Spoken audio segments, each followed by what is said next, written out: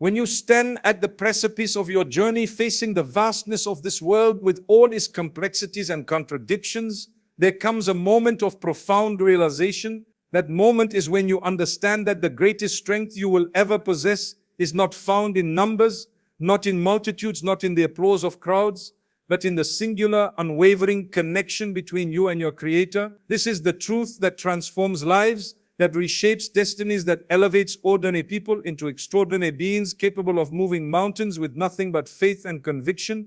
The world around us constantly whispers seductive lies. It tells us that we need others to validate our worth, that we need the approval of masses to feel secure, that we need to be surrounded by friends and supporters to be truly strong. But these are deceptions wrapped in the language of comfort. Real strength, the kind that withstands the torrents of adversity, that remains unshaken when everything crumbles, that persists when the world turns its back. This strength comes from a different source entirely. It comes from standing alone, from walking your path with conviction, from knowing that Allah walks beside you even when not a single human being supports your cause. Consider for a moment the nature of solitude in this age. We live in an era where loneliness is paradoxically more prevalent than ever. Despite unprecedented connectivity, people surrounded by thousands of social media followers still feel utterly alone. Individuals in crowded rooms still experience profound isolation. Why? Because the loneliness they feel is not about physical proximity to others. It is about spiritual disconnection. They have lost touch with the source of their being, with the one who knows them more intimately than they know themselves. When you walk with Allah beside you, you are never truly alone. No matter how empty the room or how barren the desert, the strength we speak of is transformative. It is the kind of strength that allows you to stand for what is right when the entire world stands against you. It is the fortitude that enables you to maintain your principles when compromise would be easier and more profitable. It is the resilience that permits you to continue forward when every earthly measure of success has abandoned you. This is not weakness disguised as virtue. This is the most formidable power available to human beings. History bears witness to this truth. Look at every reformer, every genuine leader, every person who left an indelible mark on human civilization. You will find that they were individuals who were willing to walk alone, armed with nothing but conviction and faith. When you release yourself from the desperate need for approval from others, a remarkable transformation occurs within your soul. Suddenly you are free. You are liberated from the chains of people-pleasing, from the exhausting dance of trying to be someone you are not, from the endless treadmill of seeking validation from those around you. This freedom is intoxicating in the most positive sense. It allows you to breathe, to think clearly, to make decisions based on your deepest convictions rather than on fear of judgment. And when you understand that the one watching you, evaluating your actions, is not your colleague or your neighbor or your social media audience, but rather the creator of all existence, your perspective shifts fundamentally. Allah does not need your apologies for being authentic. He does not require that you mold yourself into someone else's image of acceptability. He knows your flaws, your struggles, your weaknesses, and He loves you still. This is a form of acceptance so complete, so unconditional, that once you truly internalize it, the opinions of the world lose their sting. This does not mean becoming arrogant or dismissive of others. Rather, it means you can listen to feedback, you can learn from criticism, but you are not destroyed by it. Your sense of self, your sense of worth, remains anchored in something far more stable than the shifting sands of human opinion. The path of walking alone with Allah beside you is not a path of isolation from society. This is a crucial distinction that must be made. It is not about becoming a hermit, abandoning your responsibilities, or withdrawing from your community. Rather, it is about reordering your priorities and clarifying where your ultimate allegiance lies. You can engage with people, you can work with others, you can build relationships and communities, but you do so as someone whose core identity is not dependent on their acceptance. You become a contributor to society not because you need their approval, but because serving others and contributing to the greater good flows naturally from your connection with Allah.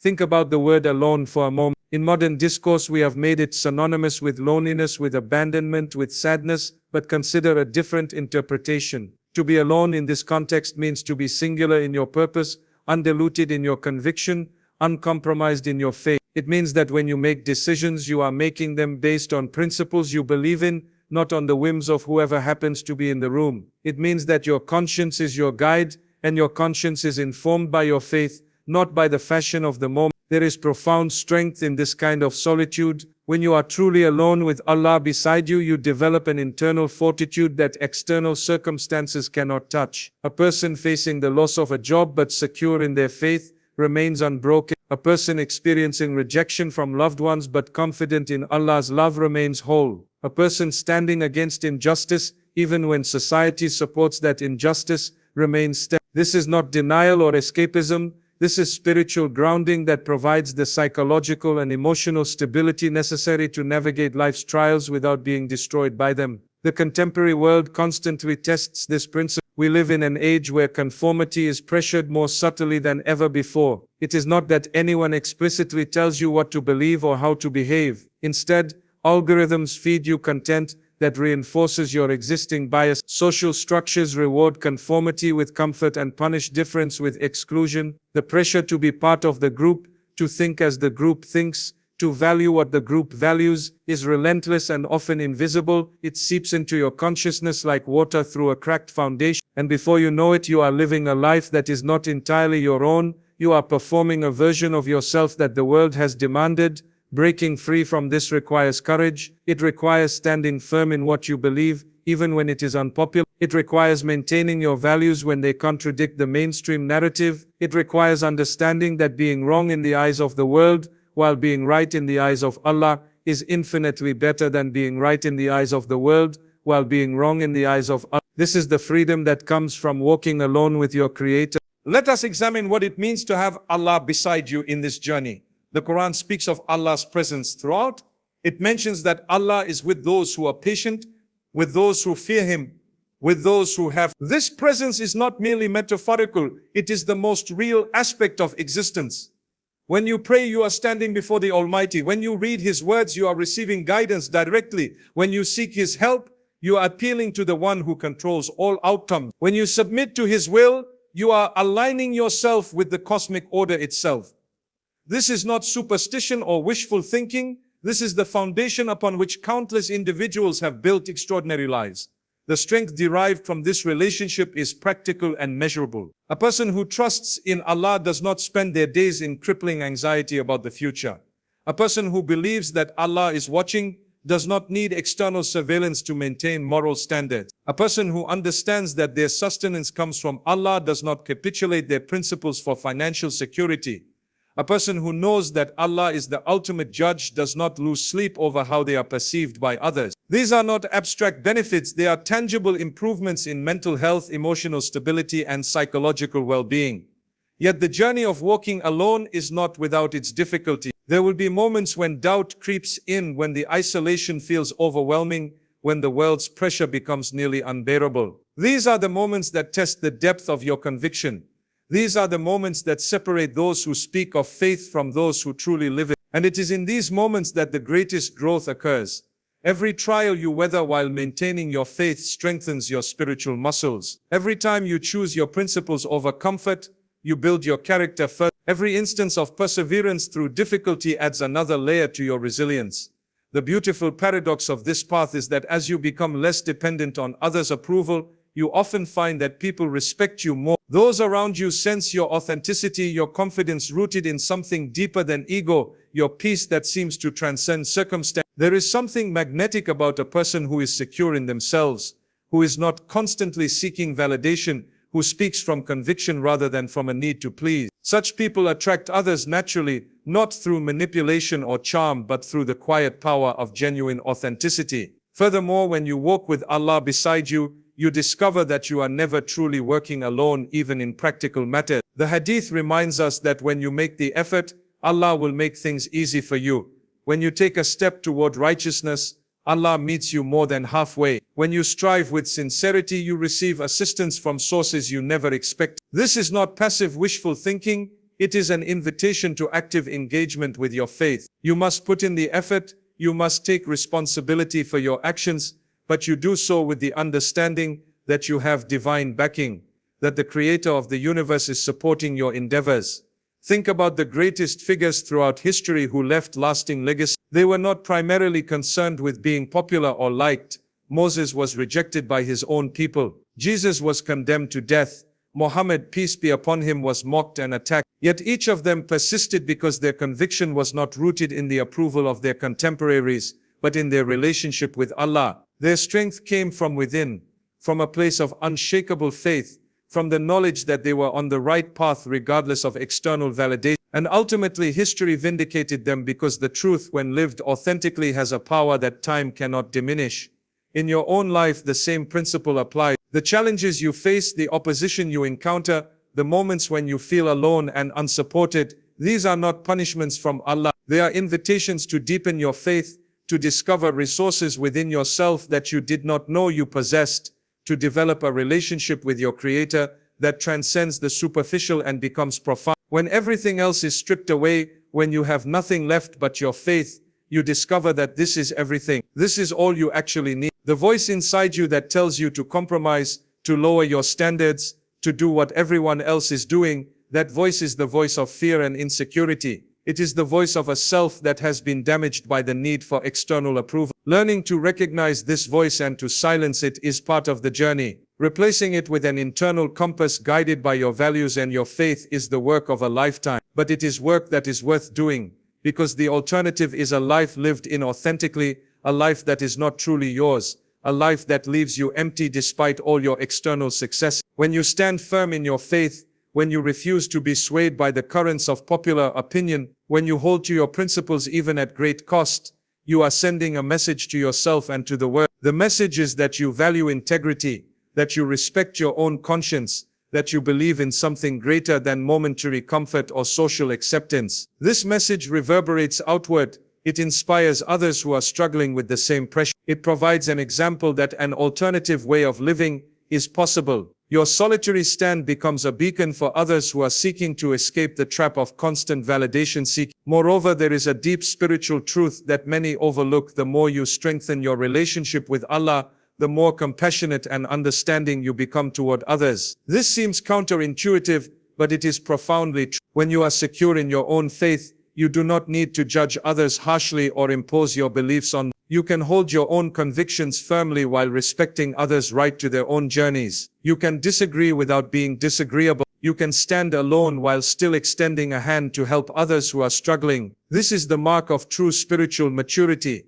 The culture we live in teaches us to measure ourselves constantly against others. Social media has turned comparison into a compulsive habit. We see someone else's success and feel diminished. We see someone else's physical appearance and feel inadequate. We see someone else's lifestyle and question our own choices. This endless comparison is a form of spiritual poison. It robs you of the ability to appreciate your own journey, to celebrate your own growth, to value your own unique contributions. Walking alone with Allah beside you means stepping off this treadmill of comparison. It means understanding that your life is a unique expression of your soul, that your path is distinct from everyone else's path, that your success cannot be measured against someone else's yardstick.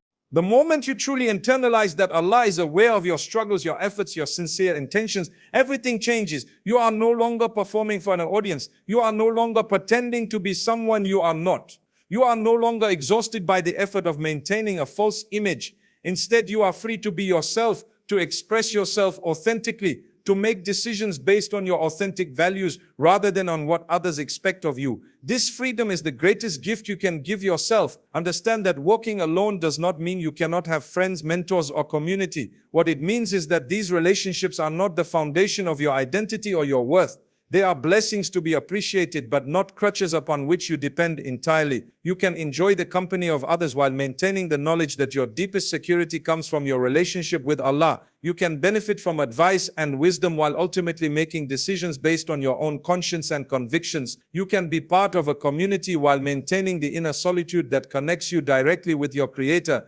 There is a particular kind of courage that emerges from this path. It is not the courage of fighting against others, though sometimes that may be necessary. Rather, it is the courage to be different, to be misunderstood, to stand against the tide, to maintain your integrity when it would be easier to compromise. This courage is not innate, it is developed through practice. Each time you choose principle over convenience, you strengthen this muscle. Each time you speak a truth that is unpopular, you build your capacity to do so again. Each time you remain true to yourself despite pressure, you develop the character of someone who cannot be broken by external circumstance. The fear of loneliness, the fear of rejection, the fear of standing out from the crowd. These fears are natural and human. They evolved to keep us safe in communities where ostracism meant death. But in the modern world, where we can survive and even thrive outside of traditional community structures, these fears often hold us back unnecessarily. Learning to manage these fears, to acknowledge them without being controlled by them, is part of the spiritual maturation process. When you have Allah beside you, these fears lose their power over you, not because they disappear entirely, but because you have something more powerful to hold on to. Imagine the freedom that comes from truly accepting that you cannot control what others think of you. This acceptance is liberating.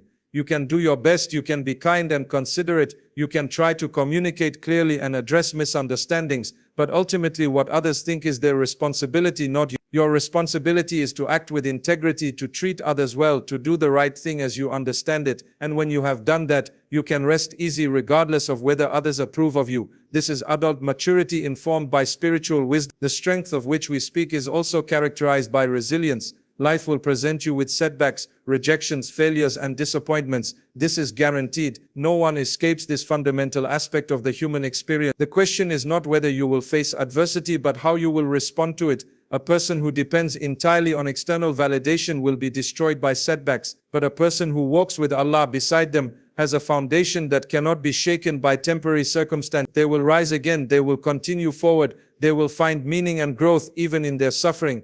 Let us consider the Quranic narrative of those who walked alone with Allah beside them. The Prophet Muhammad, peace be upon him, stood in the desert calling people to monotheism while facing ridicule and opposition. The early Muslims were tortured and persecuted, yet they maintained their faith. They were not supported by the majority, they did not have the approval of the powerful, yet they persisted, and their persistence was not in vain. Their strength transformed the world. This is not ancient history divorced from your modern life. The same principles that sustained them are available to you. The same God who walked with them walks with you. The modern person often lives in a state of quiet desperation, trying to be all things to all people, trying to meet everyone's expectations, trying to be accepted by every group they encounter. This is a recipe for burnout, depression, and spiritual emptiness. The antidote is to consciously, deliberately, intentionally reduce your dependence on others' approval and strengthen your connection with Allah. This is not selfish, it is necessary. You cannot pour from an empty cup. You cannot genuinely serve others if you are spiritually depleted. You cannot contribute meaningfully to your community if you are constantly anxious about your status within it.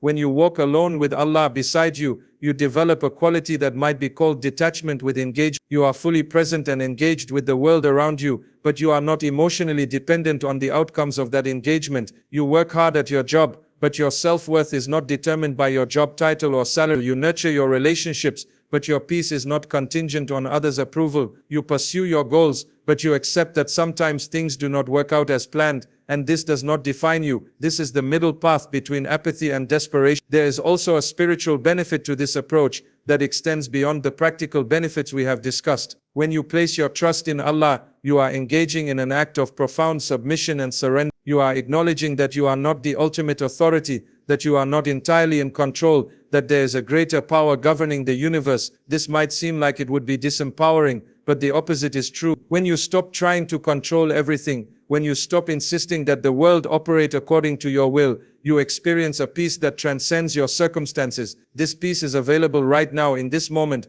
regardless of what is happening in your life. The journey of walking alone with Allah beside you is also a journey of self-discovery. As you strip away the false identities that you have constructed to please others, as you quiet the voices telling you who you should be, the question arises, who are you really? What do you actually be? What do you genuinely value? What are you willing to sacrifice for? And what are you willing to let go of? These are profound questions that many people never ask themselves because they are too busy being who others expect them to be. But when you ask them, when you answer them honestly, you discover depths within yourself that you did not know existed. This discovery process is not always comfortable. It may require you to let go of relationships that were based on a false version of you. It may require you to abandon goals that were never truly yours. It may require you to disappoint people whose approval you once desperately sought. But the discomfort is temporary while the freedom is permanent. The liberation that comes from finally being yourself, authentically and unapologetically, is worth any short-term pain.